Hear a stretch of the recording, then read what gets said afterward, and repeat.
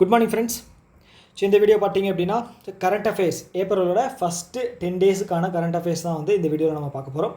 இது இந்த சீரீஸோட 3rd video. First 2 video பார்க்கல அப்படின்னா மறக்காமல் அதை போய் பார்த்து வந்துடுங்க. ஸோ அப்போ தான் வந்து இது உங்களுக்கு என்ன சொல்கிறது, ஒரு ஃபுல்ஃபில் பண்ண ஒரு ஒரு சாட்டிஸ்ஃபேக்ஷன் அப்படிங்கிறது உங்களுக்கு கிடைக்கும். ஓகே, ஸோ ஃபஸ்ட் நியூஸ் என்ன அப்படின்னா, இந்தியா ஃபின்டெக் ஃபவுண்டேஷன் அப்படிங்கிறது என்னென்னா ஒரு ஒரு ரெகுலேட்டரி பாடி, ஃபின்டெக் ரெகுலேட்டரி பாடியில் ஒரு ஃபின்டெக் ஆர்கனைசேஷன். அவங்களுக்கு வந்து என்ன சொல்கிறது, ரெகுலேட்டரி பாடி அப்படிங்கிற ஒரு அந்தஸ்தை வந்து தந்திருக்காங்க ஆர்பிஐ. ஓகேங்களா, யாருக்கு அப்படின்னா இந்தியா ஃபின்டெக் ஃபவுண்டேஷன். ஓகேங்களா, ஸோ அவங்களுக்கு வந்து ரெகுலேட்டரி பாடி எதில் ஃபின்டெக் ரெகுலேட்டரி பாடி அப்படின்னு அந்தஸ்தை வந்து தந்திருக்காங்க. இது வந்து இந்த ஃபின்டெக் ரெகுலேட்டரி பாடி அந்தஸ்து வாங்குகிற செகண்ட் கம்பெனி இவங்க. ஓகேங்களா, ஃபஸ்ட்டு வந்து யாருன்னு பார்த்தீங்க அப்படின்னா ஃபேஸ். ஓகே, இவங்க என்ன பண்ணுவாங்க அப்படின்னா, இந்த ஃபின்டெக் பிளாட்ஃபார்ம்ஸ், ஸ்மால் இண்டஸ்ட்ரீஸ் இதெல்லாம் இருப்பாங்க இல்லையா, அவங்களுக்கான ரெகுலேஷன்ஸை, ஹெல்ப்பு ஏதாவது வேணும் அப்படின்னா, அட்வைஸ் ஏதாவது கொடுக்கணும் அப்படின்னா, ஸோ இந்த மாதிரி விஷயங்களை வந்து இவங்க ஈடுபடுவாங்க. ஓகேங்களா, ஸோ இப்போ எந்த கம்பெனியாக இருந்தாலும் ஃபின்டெக் ரெகுலேட்டரி பாடி வாங்கணும் அப்படின்னா ஆர்பிஐயோட கேட்டகரிக்கு கீழே வரணும். ப்ளஸ் வந்து கேபிட்டலாக வந்து 2 கோடி வந்து செட் பண்ணியிருக்காங்க ஆர்பிஐ. ஓகே, முக்கியமான விஷயம். ஃபஸ்ட்டு என்ன கம்பெனி அப்படிங்கிறத நோட் பண்ணிக்கங்க, ஃபேஸ். செகண்ட் வந்து ஃபின்டெக் ஃபவுண்டேஷன், அதாவது India fintech foundation second. Okay, அடுத்தது BHEL, Bharat heavy engineering limited. அவங்களும் அதானி எனர்ஜி சொல்யூஷன் எங்கே இருக்குது, குஜராத்தில் இருக்குது. ஓகே, தெரியும் இல்லையா, குஜராத்தில் இருக்குது. ஓகே, ஸோ அவங்க 2 பேரும் சேர்ந்து என்ன பண்ணுறாங்க அப்படின்னா ஒரு டிரான்ஸ்மிஷன் லைனை வந்து ஃபார்ம் பண்ணுறாங்க. எந்தெந்த ஸ்டேட்டுக்கு நடுவில் அப்படின்னா ராஜஸ்தானுக்கும் குஜராத்துக்கும் நடுவில். குஜராத்தும் ராஜஸ்தான், குஜராத் இங்கே இருக்குது, ராஜஸ்தான் பக்கத்தில் தான் இருக்குது. ஸோ இதுக்கு நடுவில் வந்து ஒரு electricity transmission line, DC current அப்படின்னா டைரக்ட் கரண்ட் அப்படின்னா ஸ்டோர் பண்ண கரண்ட். ஓகேங்களா, நம்ம வீட்டில் யூபிஎஸ் அது வந்து பார்த்தீங்க அப்படின்னா டைரக்ட் கரண்ட். வீட்டில் நார்மலாக லைன்லேருந்து வருது இல்லையா, அது வந்து ஏசி கரண்ட், ஆல்டர்னேட்டிவ் கரண்ட். ஓகேங்களா, டிசி கரண்ட் வந்து கொஞ்சம் ஷாக் அடித்தா நமக்கு ஒன்றும் ஆகாது. ஏசி கரண்ட்டில் வச்சிங்க அப்படின்னா அதுவும் ஒன்றும் ஆகாது, ட்ரிப் ஆயிரும் இப்போ இருக்கிற சிஸ்டம் படி. ஸோ ஆனால் வந்து ஹை டேமேஜ் அப்படின்னு பார்த்தீங்க அப்படின்னா ஏசி. ஸோ இப்போ பாயிண்ட் என்ன அப்படின்னா, டிசி கரண்ட்டை வந்து டிரான்ஸ்மிஷன் அப்படிங்கிறது பண்ண போகிறாங்க. எங்கே அப்படின்னா குஜராத்திலேருந்து ராஜஸ்தானுக்கு. எவ்வளோ மெகாவாட் அப்படின்னு பார்த்தீங்கன்னா 6000 மெகாவாட். இது ஒரு ஹியூஜ் நம்பர். ஓகேங்களா, 6000 மெகாவாட் வந்து டிரான்ஸ்மிட் பண்ண போகிறாங்க. கொஞ்சம் கொஞ்சமாக டிரான்ஸ்மிட் பண்ண போகிறாங்க. எப்போ வந்து இது முடிக்க போகிறாங்க அப்படின்னா 2029 இதை வந்து டோட்டலாக முடிக்க போகிறாங்க. ஓகேங்களா, அனுப்பிச்சு முடிச்சிருவாங்க 6000 மெகாவாட்டை. ஸோ ராஜஸ்தானில் வந்து பார்த்தீங்க அப்படின்னா பட்லா அப்படிங்கிற ஒரு ஏரியாவும், இல்லை நான் மாற்றி சொல்லிட்டேன், மன்னிச்சிருங்க. அதானி அப்படின்னு சொன்னோன்னா நான் குஜராத்தை நினச்சிட்டேன். சரி, எங்கெங்கன்னு பார்த்தீங்க அப்படின்னா உத்தரப்பிரதேசும் ராஜஸ்தானும். ஓகேங்களா, மன்னிச்சிருங்க, அப்படியே எரேஸ் பண்ணிடுங்க மைண்டில் இருக்கிறத. ஸோ ராஜஸ்தான் இங்கே இருக்குது, உத்தரப்பிரதேஷ் இங்கே இருக்குது. மேப்பு கொஞ்சம் கண்ணா பின்னாடி தான் இருக்குது. ஓகே, ராஜஸ்தான் இங்கே இருக்குது, உத்தரப்பிரதேஷ் இங்கே இருக்குது. ஸோ இதுக்கு நடுவில் டிசி டிரான்ஸ்மிஷன் எவ்வளோ பார்த்தீங்க அப்படின்னா 6000 மெகாவாட். ஓகேங்களா, ஓகே, அதுதான் வந்து டிரான்ஸ்மிட் பண்ண போகிறாங்க. மன்னிச்சிருங்க, ஓகே, மாற்றி சொல்லிட்டேன். ஓகே, இது வந்து 2029 வந்து இது வந்து டிரான்ஸ்மிட் பண்ணிடுறாங்க அப்படின்னு வந்து சொல்லியிருக்காங்க. ஓகே, ஸோ அடுத்ததும் இதே தான், அதானியை பற்றின ஒரு நியூஸ் தான். முந்த்ரா போர்ட் இது எங்கே இருக்குது, இது வந்து குஜராத்தில் இருக்குது. ஓகே, குஜராத்து. ஸோ இது வந்து யார் கம்பைன் பண்ண ஒரு போர்ட் அப்படின்னு பார்த்தீங்க அப்படின்னா Adani and SEZ limited. So இவங்க 2 பேரும் கம்பைன் பண்ணி ஓன் பண்ணியிருக்கிறதா வந்து இந்த முந்த்ரா போர்ட். ஓகேங்களா, ஸோ இந்த போர்ட் தான் வந்து கார்கோ இருக்கு இல்லையா, அதில் வந்து அதிகமாக இன்வால்வ் ஆன இந்த போர்ட்லாம் வந்து நிறைய ஷிப்ஸ் வந்து அவங்களோட கார்கோ, புரியுதில்ல என்னென்ன கார்கோன்னு என்னென்னு தெரியுதில்ல, ஸோ அந்த கண்டெய்னர் இதெல்லாம் வந்து அதிகமாக வடிவம் செஞ்சது வந்து பார்த்தீங்க அப்படின்னா இந்த போர்ட்டில் தான், முந்த்ரா போர்ட்டில் தான். ஓகே, இந்தியாவில் வந்து இதுதான் ஃபஸ்ட்டு பிளேஸில் இருக்குது, 200 மெட்ரிக் டன். ஓகேங்களா, இந்த ஃபினான்ஷியல் இயர் 25ல் 200 மெட்ரிக் டன் அளவுக்கு கார்கோ ஷிப்பிங் பண்ண ஃபஸ்ட்டு போர்ட்டு இதுதான். ஓகேங்களா, அதிகமாக பண்ண போர்ட்டு இதுதான், ஃபஸ்ட்டு போர்ட் இதுதான். இந்த 200 மெகாவாட் மெட்ரிக் டன் அப்படிங்கிறது இப்போ தான் அச்சீவ் ஆகிருக்கு. ஓகேங்களா, அதை அச்சீவ் பண்ண போர்ட் வந்து பார்த்தீங்க அப்படின்னா முந்த்ரா போர்ட். ஓகே, அவ்வளோதான். அடுத்தது இந்தியா போஸ்ட்டும் நிப்பான் மியூச்சுவல் ஃபண்ட்ஸ். ஸோ இவங்க 2 பேரும் சேர்ந்து என்ன பண்ணுறாங்க அப்படின்னா கேஒய்சி ரிலேட்டடான ஒரு அக்ரிமெண்ட் அப்படிங்கிறது போட்டிருக்காங்க. ஸோ இந்தியா போஸ்ட் அப்படிங்கிறது மூளை முடுக்கில் எல்லாமே வந்து கனெக்டிவிட்டி இருக்கும் இல்லையா. கேஒய்சி வெரிஃபிகேஷன் அப்படிங்கிறது வந்து ஒரு கஸ்டமரோட ஃபினான்ஷியல் டீட்டெயில் இன்வால்வ் ஆகிறதுக்கான எல்லா அடிப்படை தேவைகளையும் வந்து வாங்கி வச்சுக்கிறது. பேன், அப்புறம் அவங்களோட பர்சனல் டீட்டெயில்ஸ் அப்படின்னா அது அட்ரஸ், இதெல்லாம் ப்ளஸ் வந்து ஆதார் கம்பல்சரி. ஓகே, இந்த மாதிரி டீட்டெயில்ஸ் எல்லாமே வந்து அவங்க வந்து கீப் ஆன் அப்டேட் பண்ணிகிட்டே இருக்கணும். ஓகேங்களா, ஸோ அதுதான் வந்து KYC, no your customer. So அது வந்து என்ன பண்ணுறாங்க அப்படின்னா இந்த மியூச்சுவல் ஃபண்டில் இன்வெஸ்ட் பண்ணுவாங்க இல்லையா, அவங்களோட இன்வெஸ்டர்ஸோட கேஒய்சியை வந்து ரினியூவல் பண்ணுறது, அடிக்கடி அப்டேட் பண்ணுறது. ஸோ இந்த மாதிரி விஷயங்களில் வந்து பண்ணுறதுக்காக இந்தியா போஸ்ட்டோட ஹெல்ப்பை வந்து நிப்பான் மியூச்சுவல் ஃபண்ட் வந்து கேட்டு அவங்க கூட வந்து சைன் பண்ணியிருக்காங்க. இந்த மியூச்சுவல் ஃபண்ட் அப்படிங்கிறது ஃபஸ்ட்டு என்னென்னு நீங்கள் தெரிஞ்சுக்கணும். இப்போது எக்ஸ் அப்படிங்கிற பர்சன் இருக்கார். ஸோ அவர் வந்து பணம் சம்பாதிக்கணும் அப்படின்னு சொல்லி ஸ்டாக் மார்க்கெட்டில் இன்வெஸ்ட் பண்ணுறாரு டைரெக்டாக.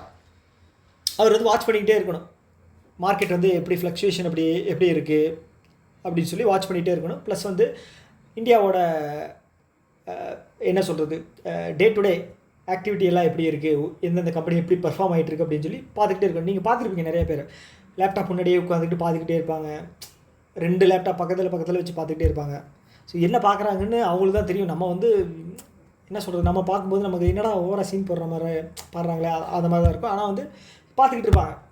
நான் அப்படி தான் நினச்சிருக்கேன் நிறைய பேரை. ஓகே, ஸோ இது வந்து நம்ம டைரெக்டாக வந்து ஸ்டாக் மார்க்கெட்டில் இன்வெஸ்ட் பண்ணுறது.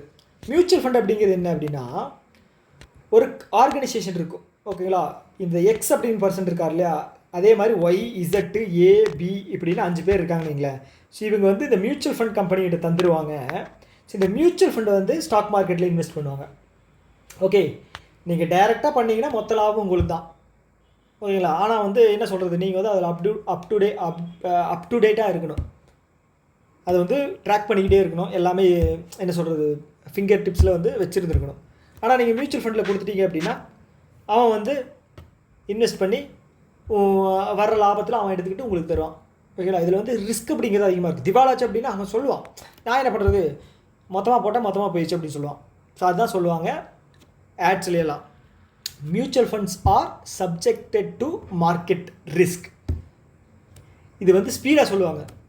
இப்போ நான் வந்து நார்மலாக பேசினாலே வாயிலேருந்து வார்த்தை வர மாட்டேங்குது. ஆக்சுவலாக என்னோடய ப்ரொனன்சியேஷன் வந்து ஸ்பீடாக இல்லை, ஏன்னு தெரியல. இன்றைக்கி வந்து நாக்கில் வந்து எந்த வார்த்தையும் உட்காரல ஸ்பீடாக பேசினா.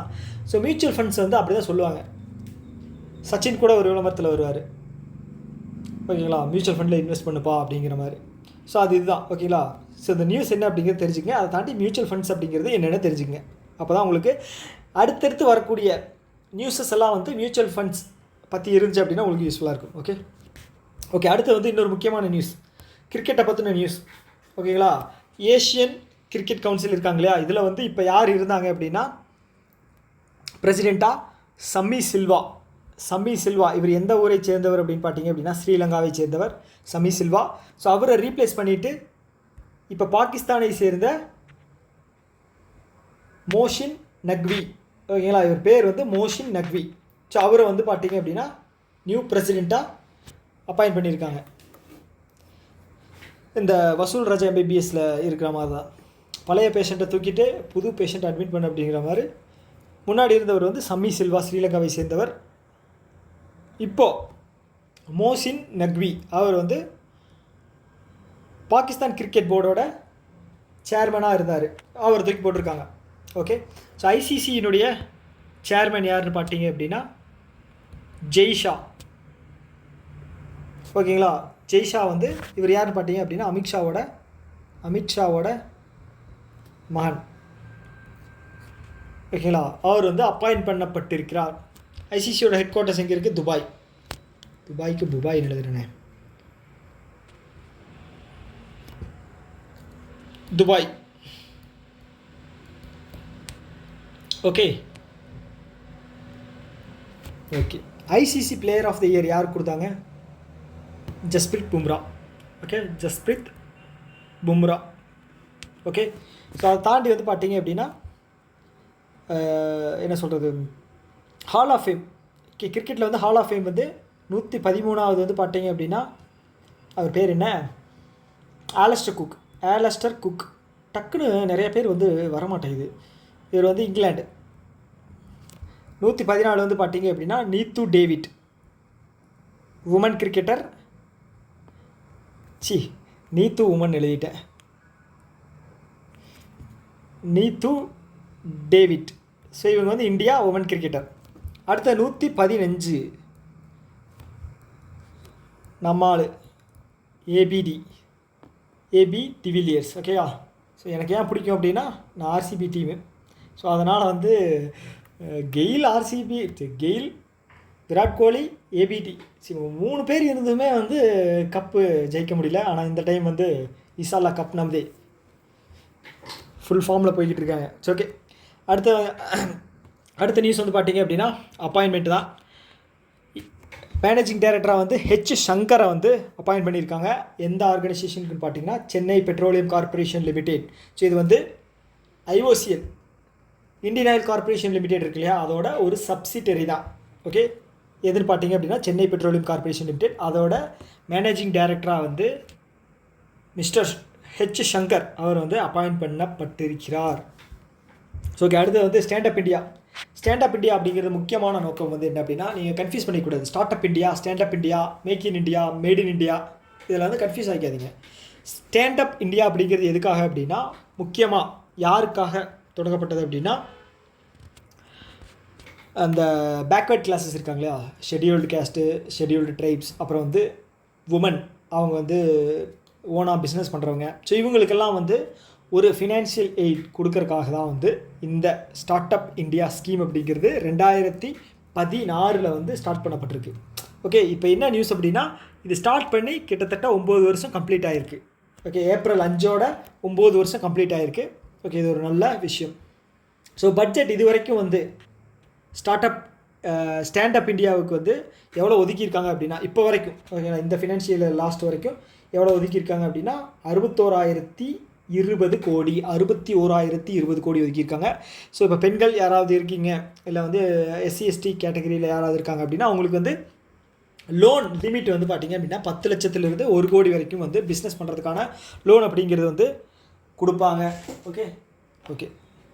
இதுதான் இதோட முழுக்க முக்கியமான நியூஸ். இல்லைங்க, தண்ணி கொண்டு குடிச்சிக்கிறேன், ரொம்ப ட்ரை ஆயிடுச்சு. ரொம்ப நாள் கழித்து கிளாஸ் எடுக்கிறது இல்லையா. கிளாஸ் எல்லாம் இல்லை, நம்ம வந்து என்ன சொல்கிறது, பார்ட் டைம் ஒரு இதுதான். ஸோ அதனால் வந்து எனக்கு தெரியலை எப்படி எடுக்கணும், என்ன மாதிரி ப்ரிப்பரேஷன் அப்படிங்கிறது. பார்ப்போம், உங்களோட கமெண்ட்ஸ் வச்சு தான் நான் வந்து அடுத்தடுத்து சேஞ்ச் பண்ணிக்க வரேன். ஸோ இது வந்து என்ன சொல்கிறது, ஒரு முக்கியமான ஸ்கீம், ஜன்மன் அப்படின்னா ட்ரைப் பீப்புள் இருப்பாங்க இல்லையா, அவங்களோட வாழ்க்கை தரத்தை உயர்த்துறதுக்கான ஒரு ஸ்கீம் தான். ஜன்ஜாதி ஆதிவாசி நியாய மகா அபியான். ஓகேங்களா. 2023 லான்ச் பண்ணியிருக்காங்க. பிரைம் மினிஸ்டர் நரேந்திர மோடி அவர் லான்ச் பண்ணியிருக்காங்க. ஸோ இது என்ன அப்படின்னா 75 ட்ரைபல் கம்யூனிட்டிஸை வந்து டார்கெட் பண்ணி அவங்களோட வாழ்வாதாரத்தை உயர்த்துறதுக்கான பல விஷயங்களை வந்து மேற்கொள்வாங்க. ட்ரைபல் கம்யூனிட்டிஸ் அதிகமாக இருக்கிற ரீஜியன் வந்து பார்த்திங்க அப்படின்னா ஒடிசா, சத்தீஸ்கர், அப்புறம் வந்து பார்த்திங்கன்னா பீகார், ஜார்க்கண்ட்.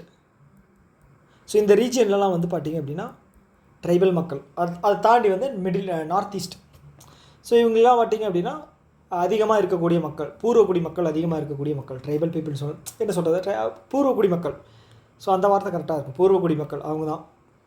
ஸோ அந்த மக்கள் இருக்கக்கூடிய அந்த இடங்களில் வந்து பார்த்திங்க அப்படின்னா நிறைய இடங்களில் வந்து மின்சார வசதி இருக்காது, ரோடு வசதி இருக்காது.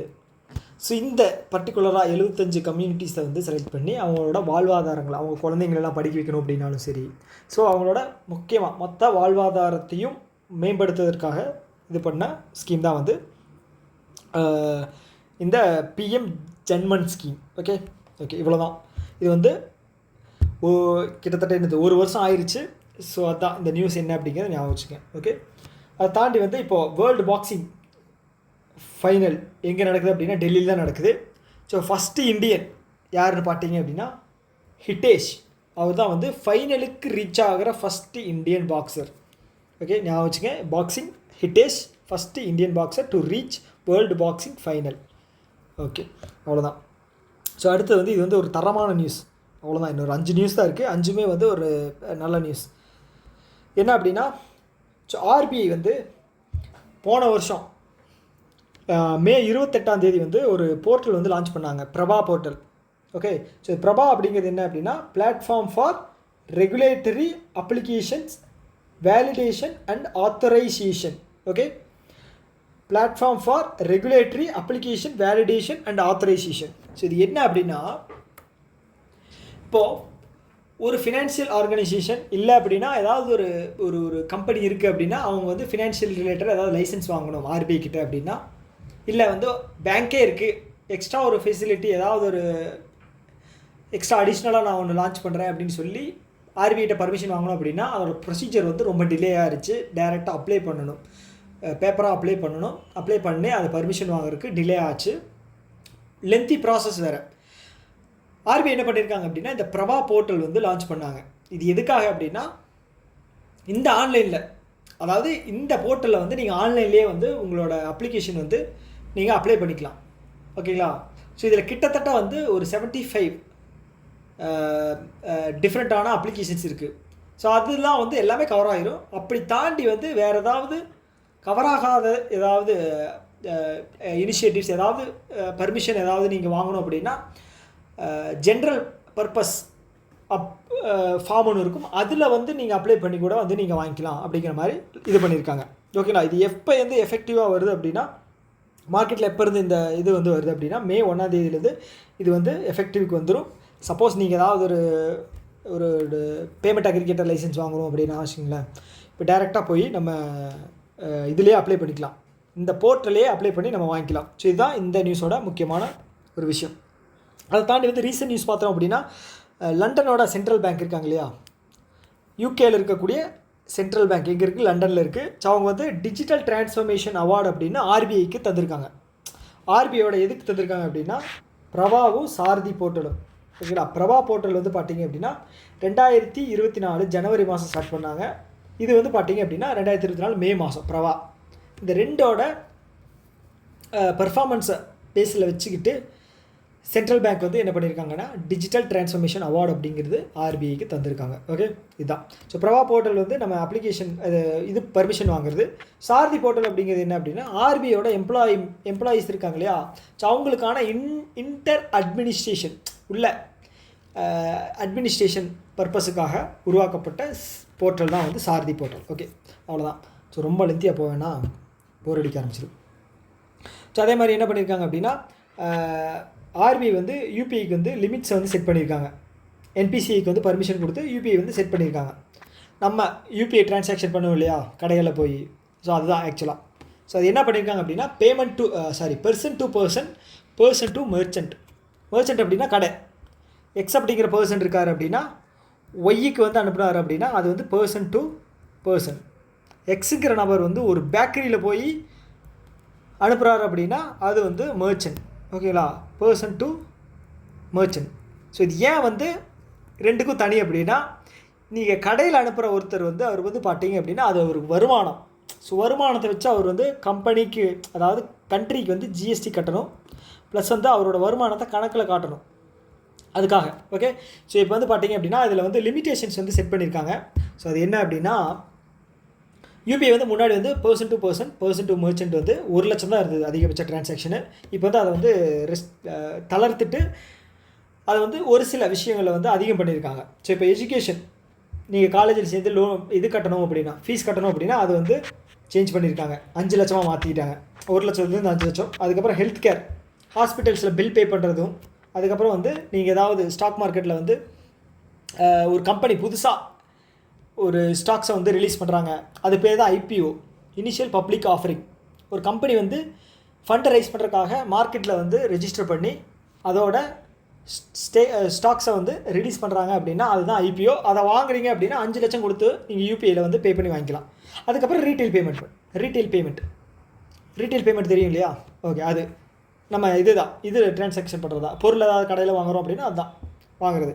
ஸோ அது வந்து பார்த்திங்க அப்படின்னா 5 லட்சமாக வந்து அதோட இதை வந்து இன்க்ரீஸ் பண்ணியிருக்காங்க. அடுத்து வந்து பார்த்திங்க அப்படின்னா இன்சூரன்ஸ் ஏதாவது பே பண்ணுறோம் அப்படின்னாலும் சரி, மியூச்சுவல் ஃபண்ட் இதுக்கு முன்னாடி சொன்னோம் இல்லையா, அதுதான். அதில் வந்து 2 லட்சமாக செட் பண்ணியிருக்காங்க. ஓகே, இதை தாண்டி மற்ற எல்லாத்துக்குமே வந்து பார்த்திங்க அப்படின்னா 1 லட்சம் தான் வந்து இதுதான் இந்த என்ன சொல்கிறது 1 லட்சம் தான் வந்து லிமிட். ஓகே, ஸோ அடுத்தது இது வந்து ஆர்ஆர்பியோட முக்கியமான நியூஸ். ஓகேங்களா, ஆர்ஆர்பிஓ வந்து அமல்கமேஷன் பண்ண போகிறாங்க. என்ன பண்ண போகிறாங்க அப்படின்னா மெர்ஜ் பண்ண போகிறாங்க. மெர்ஜ் பண்ணுறது அப்படின்னா என்னென்னா, இப்போது தமிழ்நாட்டில் வந்து பல்லவன் பாண்டியன் பேங்க் இருந்துச்சு இல்லையா, அதை வந்து தமிழ்நாடு கிராம வங்கி அப்படின்னு மாற்றுறாங்க இல்லையா, கிராமின் பேங்க் அப்படின்னு மாற்றுறாங்க இல்லையா, அதே மாதிரி வந்து பார்த்திங்க அப்படின்னா ஆந்திராவில் கிட்டத்தட்ட 2-3 கிராமின் பேங்க் தனியாக இருக்குது. ஓகே, அதை வந்து ஒரே கிராமின் பேங்காக வந்து மாற்ற போகிறாங்க. இப்போ ஆந்திரா கிராமின் பேங்க் அப்படின்னு சொல்லி ஒரே கிராமின் பேங்காக மாற்ற போகிறாங்க. என்ன டேக்லைனில் பார்த்தீங்க அப்படின்னா, 1 ஸ்டேட் 1 ஆர்ஆர்பி அப்படிங்கிற ஒரு நோக்கத்தில் தான், ஒரு இனிஷியேட்டிவில் தான் வந்து ஒரு ஸ்டேட்டுக்கு ஒரு ஆர்ஆர்பி போதும் அப்படிங்கிறது தான். ஓகே, ஸோ இதுக்கு முன்னாடி எவ்வளோ ஆர்ஆர்பி இருந்துச்சு அப்படின்னு நம்ம படித்தோம், 43 இருந்துச்சு அப்படின்னு படித்தோமா. இப்போ வந்து அது 28 மாற்ற போகிறாங்க. 26 ஸ்டேட்டில் 26 வந்து ஸ்டேட் லெவலில் வந்து எல்லா ஸ்டேட்டில் இருக்கிறதையும் வந்து மெர்ஜ் பண்ணி ஒரு ஸ்டேட்டுக்கு ஒரு ஆர்ஆர்பி அப்படின்னும் 2 யூனியன் டெரிட்டரிக்கு வந்து கொண்டு வர போகிறாங்க. ஓகே, இதுதான் இதோட நியூஸ். ஓகே, இது வந்து பார்த்துட்டிங்க அப்படின்னா இது முதல் தடவை கிடையாது. ஸோ இந்த அமல்கமேஷன் பண்ணுறது வந்து பார்த்திங்க அப்படின்னா முதல் தடவை கிடையாது. இதுக்கு முன்னாடியே வந்து பண்ணியிருக்காங்க. ஃபஸ்ட்டு ஸ்டார்ட் பண்ணும்போது வந்து பார்த்திங்க அப்படின்னா 196 ஆர்ஆர்பிஸ் இருந்திருக்கு இந்தியாவில். ஓகே, அதை சுருக்கி இப்போ வந்து 28 மாற்ற போகிறாங்க. 28. ஓகே, ஸோ ஆர்ஆர்பி பொறுத்தளவுக்கு வந்து பார்த்திங்க அப்படின்னா எல்லா இன்ஸ்டிடியூஷன்ஸையும் வந்து நீங்கள் ஆக்ட் பாஸ் பண்ணி அதுக்கப்புறம் வந்து இது பண்ணுவாங்க, ஸ்டார்ட் பண்ணிடுவாங்க. ஸோ இதில் வந்து பார்த்திங்க அப்படின்னா ஃபஸ்ட்டு எஸ்டாப்ளிஷ் பண்ணிவிட்டு அதுக்கப்புறம் ஆக்ட் பாஸ் பண்ணியிருக்காங்க. 1975 எஸ்டாப்ளிஷ் பண்ணியிருக்காங்க ஆர்ஆர்பியை. 1976 வந்து ஆக்ட் பாஸ் பண்ணியிருக்காங்க. யாரோட ரெக்கமெண்டேஷனில்? Okay, Narasimhan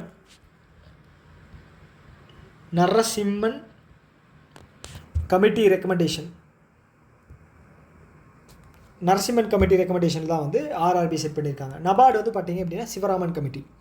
okay, first 1975 start பண்ணும்போது எங்கே ஸ்டார்ட் பண்ணாங்க அப்படின்னா யூபியில் தான், உத்தரப்பிரதேசில் ஃபஸ்ட்டு ஆர்ஆர்பி வந்து லான்ச் பண்ணியிருக்காங்க. அது என்ன அப்படின்னா பிரதமா கிராமின் பேங்க்.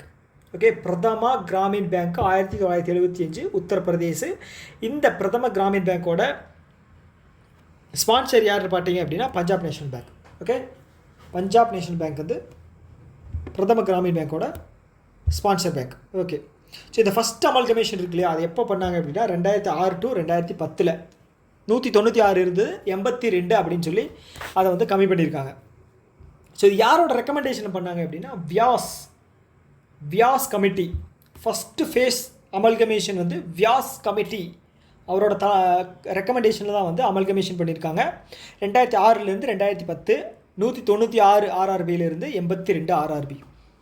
ஓகே, ஸோ அடுத்த நியூஸ் இன்னும் 2 நியூஸ் தான். இதோட ஃபஸ்ட்டு 10 டேஸோட நியூஸ் வந்து நிறைவுக்கு வருது. ஓகேங்களா? ஓகே, அப்பா கிளாஸ் எடுக்கிறது எவ்வளோ கஷ்டம் அப்படிங்கிறது இப்போ தான் எனக்கு தெரியுது. ஓகே, ரேசூர் பே. ஸோ இவங்க வந்து பார்த்திங்க அப்படின்னா பேமெண்ட் சொல்யூஷன் தரக்கூடிய ஒரு பிளாட்ஃபார்ம். பேமெண்ட் ரிலேட்டடாக ஏதாவது பிரச்சனை இருக்குது, ஏதாவது வந்து என்ன சொல்கிறது ஃபெசிலிட்டிஸ் வேணும் அப்படின்னா இவங்களை அப்ரோச் பண்ணோம் அப்படின்னா ரேசூர் பே வந்து பேமெண்ட் வந்து தருவாங்க. நம்ம இதில் அப்ளை பண்ணும்போது கூட வந்திருக்கும் பில்டெஸ்க்கு, ரேசூர் பே, அதெல்லாம் வந்து பார்த்திங்க அப்படின்னா பேமெண்ட் சொல்யூஷன் பிளாட்ஃபார்ம் அவங்களாம், பில்டெஸ்க்கெல்லாம். ஓகேங்களா? ஓகே, அவங்க என்ன பண்ணுறாங்க அப்படின்னா ரேசூர் பே வந்து டர்போ யூபிஐ ப்ளக் இன் அப்படிங்கிற ஒரு இனிஷியேட்டிவ் லான்ச் பண்ணுறாங்க. இது எதுக்காக அப்படின்னா டிஜிட்டல் பேமெண்ட்டை வந்து நெக்ஸ்ட் லெவல் கொண்டு போகிறதுக்காக. ஓகே, நெக்ஸ்ட் லெவல் டிஜிட்டல் பேமெண்ட்டை வந்து, அதாவது டிஜிட்டல் பேமெண்ட்டு இப்போவே அதிகமாகிடுச்சு. ஸோ இது வந்து எப்படி எளிமையான முறையில் எப்படி எல்லாருக்கும் கொண்டு போய் சேர்த்தலாம் அப்படிங்கிற ஒரு இதில் வந்து லான்ச் பண்ணுறாங்க. ஓகேங்களா? யார்? ரேசூர் பேயோட சிஇஓ யாருன்னு பார்த்தீங்க அப்படின்னா ஹர்ஷில் மாத்தூர் தான் இதோட CEO. Okay, last news. Okay, கை தட்டிங்க. லாஸ்ட் நியூஸ் இது என்ன அப்படின்னா ஜஸ்ட் பே. ஓகே, இது ஒரு பேமெண்ட். இதுதான் ஜஸ்ட் பே. இதுதான் வந்து 2025 first unicorn okay, unicorn status வேணும் அப்படின்னா என்னென்னா அந்த கம்பெனி வந்து 1 பில்லியன் இருக்கணும். ஓகேங்களா, இங்கே போட்டிருக்கு பார்த்தீங்கன்னா 1 பில்லியன் இருக்கணும்.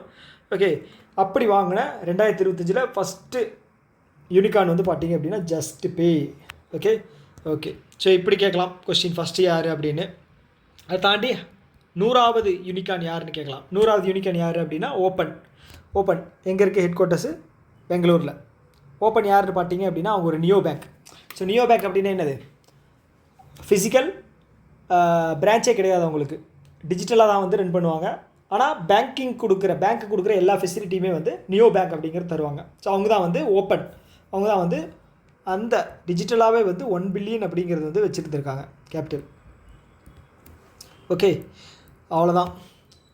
இதோட இந்த வீடியோ நிறைவுக்கு வந்துச்சு.